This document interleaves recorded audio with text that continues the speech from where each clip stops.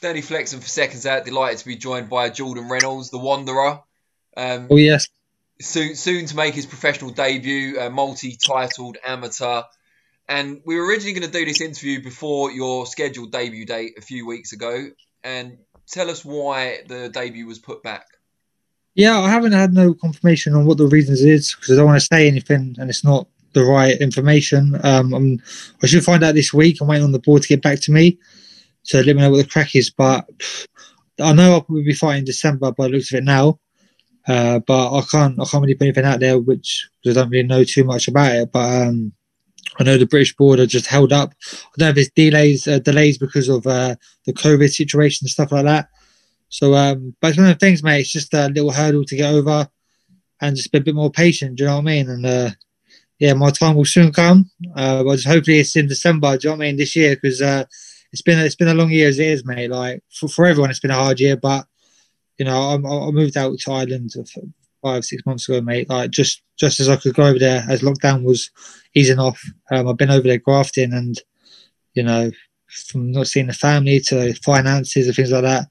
I've invested a lot of time and money into myself and into my craft, you know. So it's been hard. It's been hard, mate. It's been hard. How long before the scheduled debut date did you find out it wasn't going to happen? I literally, all right. What it was, I think what done my head in was I just made weight 3 days before. Like I just, do you know what I mean? I was feeling good. Like had like I was flying, mate. Like I was flying. Finished my last spar 3 days before, sharpening up on the pads that week, tapering down, and then I got a phone call from MTK and said they've had an issue. The board delays with, don't know if it's the COVID stuff. They'll let me know more this week. So I was like, no. Like I was like, oh. So I was just like, I stayed in Ireland for a bit, and I just thought I just need to come home, change the scenery, have a few days off because I was just peaking, you know, like.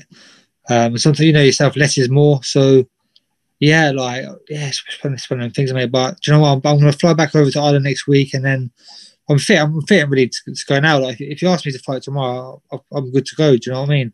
So I just want to have like a little 3 or 4 week camp in isolation. Mentally feel like I've been in camp and then get a fight in there. Hopefully, there's a few big shows in December. You got the second. You got the Billy Joe Saunders fight now on the 4th, ain't you? So Yeah. it might be a blessing. It might be a blessing. I believe all these things happen for a reason. It's always been that, like for me, my career. There's always been hurdles and things like that before a big outbreak, you know. And since I've been back in London, you know, I've been keeping busy, been networking, and you know, I've signed with some big agencies, and like, and the show I'm on now could be even bigger exposure and good for myself. So it might work in my favour, you know. So I'm just keeping busy and positive, mate. That's all I can do at this point, you know. And tell us who you've been training with over in Ireland and who you've got the chance to train alongside and spar and so on. Yeah, mate. Like Kate Taylor's dad, Pete Taylor, unbelievable coach, very well schooled. He's been there and done it. He's he's like us boxers in a way. Like I see it as you do your amateur career as an apprenticeship. You know, travel around the world, get your experience, box at world level. Then your programs where you earn your money. You've done the apprenticeship, and I feel like he's done that as well. Like he was in the Irish team. He travelled. He stayed in the likes of Russia, Cuba for months and months studying boxing. And he's very passionate about it. So I'm there with Pete. It's away from distractions. There's a lot of distractions where I'm from. I feel like I'm in isolation. Just I'm like a dog on a chain. You know what I mean? Like I'm ready.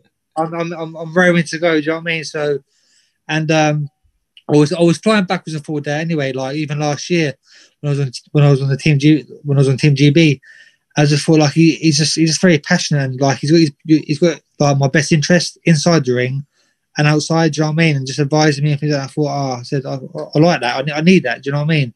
Because I could train 3-4 times a day, mate, every day, and he's just saying that less is more. You got like ease me off it a bit. Do you know what I mean? So. Yeah, I've been training with Pete Taylor. Unbelievable stable, you know. You got the likes of, you know, Luke Keeler, Gary Cully, the experience. Like you got veterans like David Oliver Joyce has been there in the game, mate. You got all different sparring all around Ireland.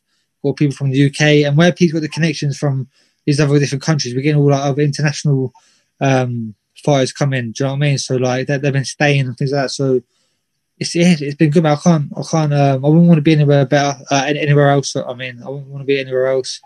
I'm in a good place now. I am in a good place. Just this little hurdle to go, and I'll be flying, mate. It's just set me back a little bit. That's all.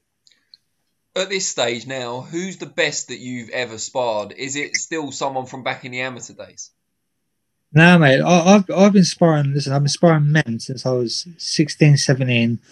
I used to wander around gyms by myself, this is what I like about Pete as well, right? He when I'm back home, he don't want me sparring. Do you know what I mean? He's like, don't spar. You only spar when I'm there. He's going, you only spar when I'm there. You got to get the right sparring. Do you know what I mean? Because it does. Camps take toll of your body. You can shorten your career. It's not the fights, it's the camps. Do you know what I mean? And when I was 16, 17 years old, mate, like from all my amateur career, things like that, mate, I'd have a backpack, gum shield, gloves, travel the country, mate, even the world, mate. Like I've sparred the likes of James DeGale, George Groves, Josh Taylor, Conrad Cummins. I'm sure I've done rounds with Bijo Saunders, Andrew Tabiti, Kevin Newman. Mate, the list goes on, mate, from being in the doghouse in Vegas to LA Wildcard Gym. Mate, honestly, like I've sparred some people, some fighters that I don't even know the names of. I mean, Ruffer, Brain, and they're dangerous, mate. They're like your Usyk and Lomachenko's. What like you see like you see them on the way up, and everyone's like, nah, we don't know them, we've never heard of them because they're in the amateurs. But I'm thinking, mate, when they come onto the scene, they're gonna take over. Do you know what I mean? So Yeah. I've been in there with some class operators, and yeah, it's like I think you need that. Like I'm glad I had that young because it's conditioned me. It's a lot of people they can, especially in the pro game. Sometimes you can be very talented, but if you ain't got that rough rawness and that heart and that grit, the later rounds you could be boxing the head off for 6-7 rounds. The later rounds, the physicality and the toughness and the grit takes over. So I'm glad I learned that at an early age, and I've always studied it. I've always looked around. I knew it was a brand. I knew it was a business. And boxing, you got to be. Listen, you got to have a fight. You got to have to box. Right? Don't get me wrong. You got to have to box. You got to have a tear up, and you got to be a businessman. You're a brand, and I'm just trying to tick all the boxes, mate. I'm trying to be here and everywhere, mate. So I'm going to bring you back now to the original question and pin you down on it. Who is the best you've sparred? Because you've sparred some incredible fighters. Mate, everyone I've sparred, right? They've all got their own attributes. You know what I mean? They already have like.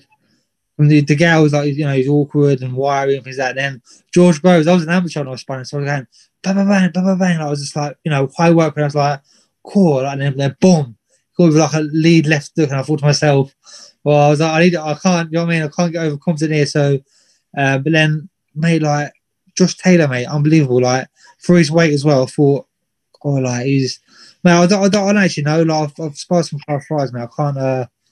Everyone has their own attributes, so they all excel in their own areas, So yeah, I can't really call it that, mate. It's probably been some lads from Ukraine, Kazakhstan. It's got to be lads from Kazakhstan, mate. Like Kazakhstan, mate. They're savages out there, mate. To be fair, I can't even pronounce their names, mate. But yeah, they're mate. MTK needs to stop signing them up, mate, because they got this game, mate. Do you know what I mean? It's like. But yeah, it's good. Kazakhs, real deal. How long were you on Team GB in total, and how do you sum up your time on the squad? I done a whole Olympic cycle, 4 years, which was like my goal was believe it or not, my goal was always to turn pro. It was never to get into the Olympics, to go into the Team GB stuff. It was only because my trainer for West Ham passed away. Mickey May, and then I was going to turn pro at like 19, 20 with Mark Tibbs, Jimmy Tibbs, go with Warren. But then I think I had about 40 fights at this time, so I was like, didn't feel too ready. Then I went to Hoddesdon, had the senior fight, gone to the England team and Team GB. But yeah, 4 years with them, like I think it's more than enough. You could just sparring every week. Like I said, the camps 3 times a day takes a lot of toll on your body. And the Olympics would have been nice on the cake, this year. Would have been nice on the cake. I was the only middleweight. I was the last middleweight to win a gold in November, 5 fights in a week. And I should have been going to the qualifying. The geezer they sent, I beat him in the best of British. So, but then the COVID stuff, then they wanted to keep people in. And I'm 25, do you know what I mean? Like I thought, I can't wait another 2 or 3 years, So What was their explanation for sending him instead of you to the qualifier? I don't know, mate. So I Like, think it was a bit of a surprise to most people. I was at the day where they announced the squad, and I think we were surprised that he got the nod, to be fair. Do you know what, Daniel? I didn't even ask any questions, mate. I just went because before the tournament won a gold, right? They said, I think they said seeds as well, blah blah blah. Right, so I won a gold. I thought that's me. I'm sure first qualifier. That's all I want. I want that chance, right? Then they said to me, we're going to try and get the light heavyweight fella to come down to 75. Sammy Lee, good kid. He said, but he's never proved himself at middleweight. It's different holding the weight each day. So I thought to myself, all right, is what it is. All right. Even though I'm last middleweight to win the gold and I've proved myself, it is what it is. I'll overtake him or whatever. Then I find out he gets injured or something like that, some bad injury. So I said, all right, my opportunity's here, all right? It's meant to be. So I'm in camp and then they're saying, what, are you gutted? I'm like, what? The lad's saying, yeah, you're not reserves. I said, what? He said, I was like, what? They didn't even tell me. I was like, nah. I was like, surely not. So then I was like, do you know what? I just said, like, I can't. I was like, I'm done, mate. Like, I was not meant to be. And do you know what? It's a blessing, really, mate, because like I'll fight anyone. Do you know what I mean? But Lewis, he's got a very hard fight in his next fight. He's do you know what I mean? Like he's the reigning world #1, world champion, European champion. And I was making a joke of it, all right, beforehand, going, imagine if I go to the qualifier and I draw him in the first fight in London in front of all you people. Nah, I'm all right. Do you know what I mean? So yeah, so listen, it all happens for a reason, and like might be a blessing with this COVID stuff, like. I'm not in the contract and I'm my own person. I've signed deals with MTK and, I'll get out by the end of the year and I've been progressing on, improving, giving me more time myself. But I can't put Team G, I'm not putting Team G down. Like, they're great what they do for the fighters and you do come on leaps and bounds there, from the training and traveling around the world and, getting the top class sparring. So, yeah, like it's definitely key. And I always say to people, who ask me, like, especially young fighters coming up, what should they do? How do I do this? I say, listen, try, go at AIM and try box for Team GB because back in the day, you'd win the ABAs, then you get a good contract, then you turn pro. It's all changed now. You need to win you want to get on Team GB. Mate, if you're at Olympics, you're flying. Do you know what I mean? You're a household name straight away. So, like, once again, it's a business, but you got more to offer. So you've got more of a say to these promoters, So, but yeah, I'm in a better position. I feel like I made the right choice, and I'm now I'm here. Do you know what I mean? Just one little hurdle to get over, which is minor, and make my debut in December, and then enjoy Christmas, and then 221 is where we take over and take some middleweight heads off, mate. I'm telling you, I'm coming for every single one of them. Did you mix much with the two Joshes when you were based up in GB, Buatsi and Joshua? Yeah, mate. I've done many rounds with Buatsi. I was with his relation the other day. I've been in London. I've been in Brixton, so I was in Croydon. Oh, mate, Croydon ABC. He, I think it's a relation with Buatsi. He does Buatsi's pads and that. It's part of his team anyway. So I was down there with someone with Buatsi, and listen, everyone's knows everyone up there. Josh is a very Buatsi's a lovely kid, mate. He is how he is. You know what I mean? Like what you see is what you get. Very humble, do anything for you. Done many rounds with him.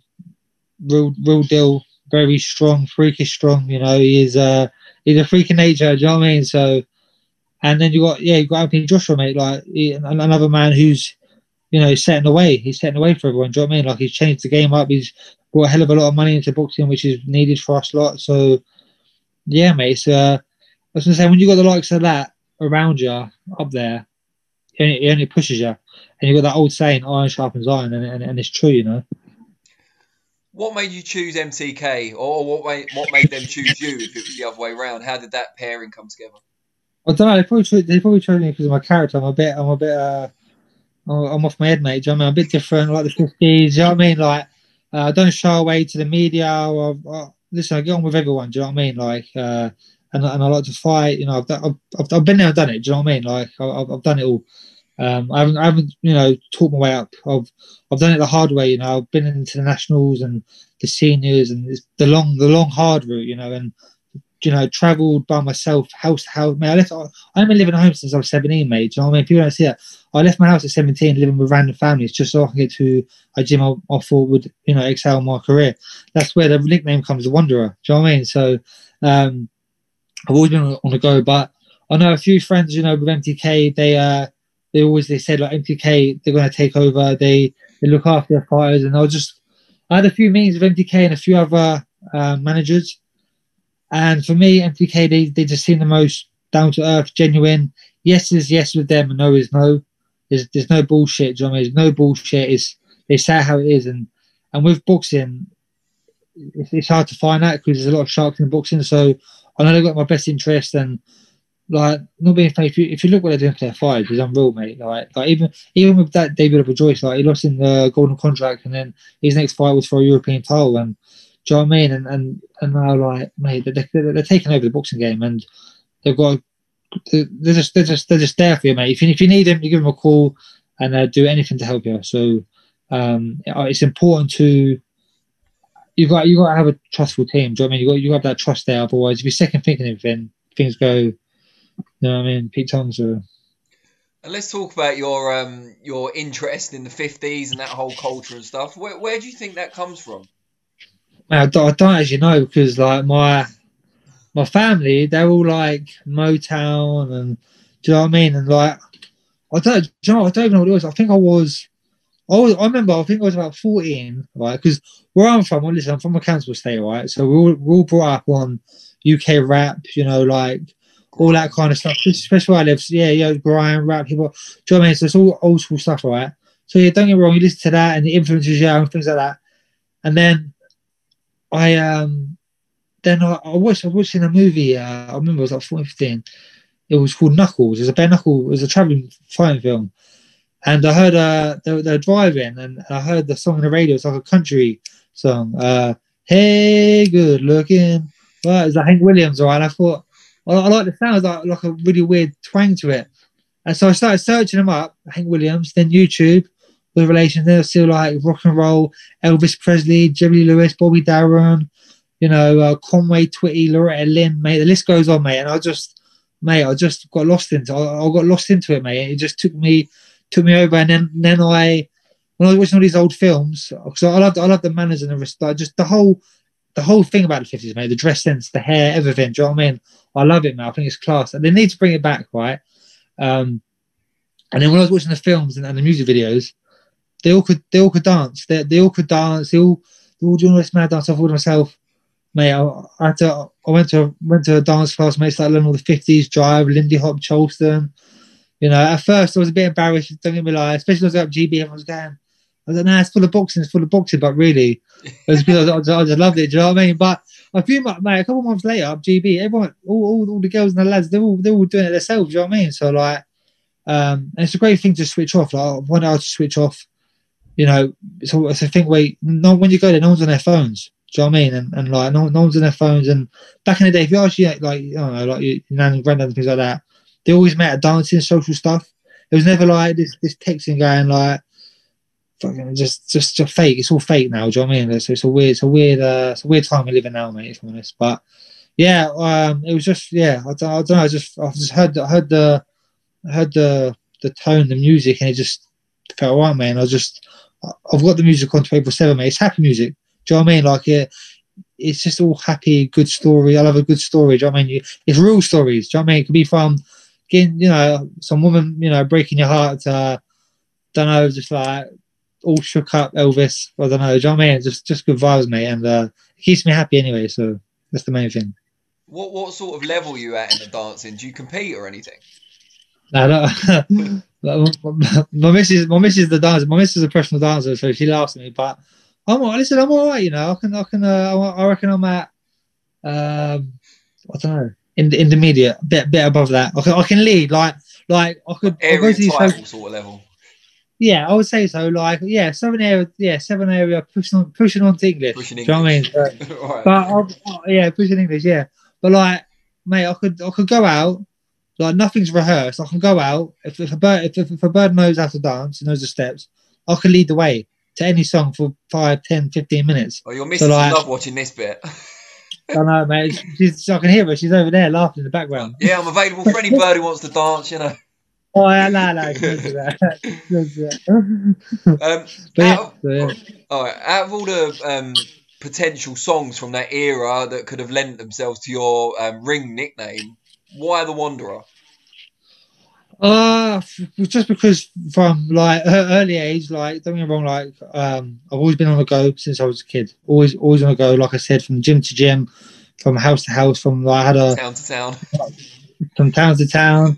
But and like don't get me wrong, when you're young, mate, like you're 18, 19, you're always going out. I was always like, just like with the girls and things like that. Like and lads, you're like the Wanderer, mate. You know, you're always like moving around and traveling here and there. So it just kind of stuck to me, and then. I just loved it. Just kind of, it's me. Do you know what I mean? I wander around. Love the 50s. Dion DiMucci sings it, mate. Good singer. It's a great song. Happy Days. It's a great song. Man, it's the best thing. It's different, mate. But do you know what? I used to love it. I absolutely hate it now, mate, because I've overplayed it. To be honest, mate. So, but I can't wait, all right, to do these proper entrances properly, mate, because I've got some mad stuff that I've like. Not just like I want to change the songs up, mate, but I want to make it because boxing is entertainment. It's entertainment. Do you know what I mean? It's for the people as well. Do you know what I mean? Like, I want to entertain, especially nowadays where everyone's stuck at home with the lockdown and that. Do you know what I mean? I want to be a showman. Do you know what I mean? So that's what I am. So I want to do it like back in the day. You know, like your Prince Nassim's days, and you know, like your Nigel Benns, and do you know what I mean? It's excitement. We need that. We're missing that. Do you know what I mean? Especially at middleweight. There's nothing. There's no. It's the same old shit, like Team Reynolds, Team this on their tops, and it's just like, and everyone follows the same stuff, the same music, and all rap music. It's all a load of shit, mate. If you ask me, like it is, mate. Like everyone just clings on to the same thing. Like a new song will come out, which is the favorite, and then there'll be 5 fights with the same song because it's everyone's favorite. It's like, bro, it's like you don't even like it. You ain't listening because it's just. I don't know if a lot of them even pick their own songs, to be honest. Yeah. But yeah, I think that's what's missing in some ways. I was talking about this with someone else the other day, that there aren't that many boxers now who are synonymous with a particular song like there used to be. Like I think Dillian White's an exception, but there aren't. Yeah, you had that like who was it? Hatter, mate. Prime example, mate. Yeah. Blue, do you know what I mean? You knew, like you just knew, do you know what I mean? And then boom, man. That's what I want to bring back in, mate. Like because Tony Bellew said cars as well. There we go, bang on, yeah. But we want that. I want to bring back the hand days, like not like fighting empty arenas, mate. We want to like sell out arenas and things like that. Do you know what I mean? So that's what I'm looking forward to. I'm a big ticket seller, mate. I was near enough selling out your call as an amateur, mate. So the pro game, mate. Like even on my pro debut, mate, I felt like I felt like I let myself down a bit. But like, there's a lot of people like they're in a pub, right? And they're looking at everyone in the pub. They had over 100 people in the pub, mate, looking it down. Big TV screen. I was going to go there for the after party. And then I had to go, I was hyping up. Oh, mate, I was gutted. I'm actually gutted. But it's what it is. It will happen. And I hope one of the entrances you've got in mind is going to be Elvis themed, given we all remember the photo shoot. Which one? You did an Elvis photo shoot, didn't you? Oh yeah, mate. I'm pretty sure when earlier times at Boxing News, I'm pretty sure we used one of the pictures. Yeah, I did. Yeah, back in the day, man. I felt like a mic, like an old school mic. Yeah, that's like a quiff. Yeah.